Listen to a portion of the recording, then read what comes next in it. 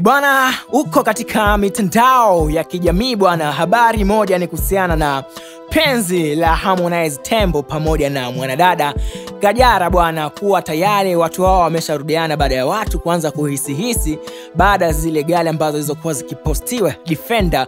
Watu wakasema kwamba wenda hile bwana Harmonize anaomba msamaha, lakini finally tunafahamu kwamba kulikuwa na kumbukizi ya siku ya kuzaliwa ya mtoto wa Mario pamoja na Paula.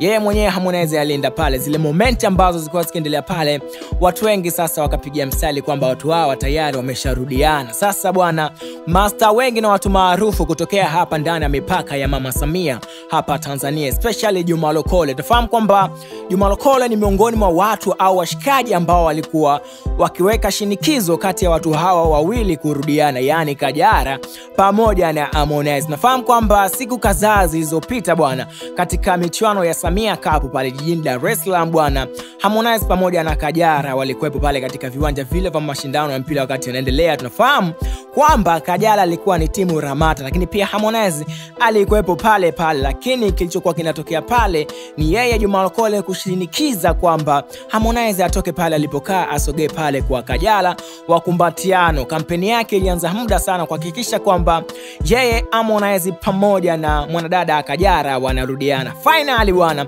kwa zile moment ama nyakati zilizokuwa zikitokea katika kumbukizi ya siku ya kuzaliwa ya mtoto wa Paula pamoja na Mario bwana, tukaona ukaribu wao ni wa hali ya juu, jinsi pale ambapo Kajala kama bibi akiwa anamkabidhi mjukuu wake Harmonize, lakini anaonekana kabisa Kajala yuko na furaha ya kutosha. Hata yeye Harmonize wakati anampokea mjukuu, tunaweza kusema hivyo, maana yake ni babu huyo, tayari alikuwa anaonekana ana furaha ya kutosha bwana. Juma Lokole amewasifu na kuomba dua kwa wale wote ambao walikuwa wanaweka chuki baina yao kwamba wasirudiane. Amesema kwamba anaomba Mungu awanusuru na wale wote wabaya ambao watatia tena mkono wao kwamba watu hao kuachana tena. Inaonekana kabisa kwamba Juma Lokole ni miongoni mwa watu ambao wamefurahishwa sana na kapu hii bwana kurudiana, na ametoa bwana baraka zake kwamba wawe na maisha mema, wale wenye roho ya husda basi awepushe nao, kuhakikisha kwamba penzi lao hili linadumu kwa miaka mingi tofauti na miaka kadhaa iliyopita wakati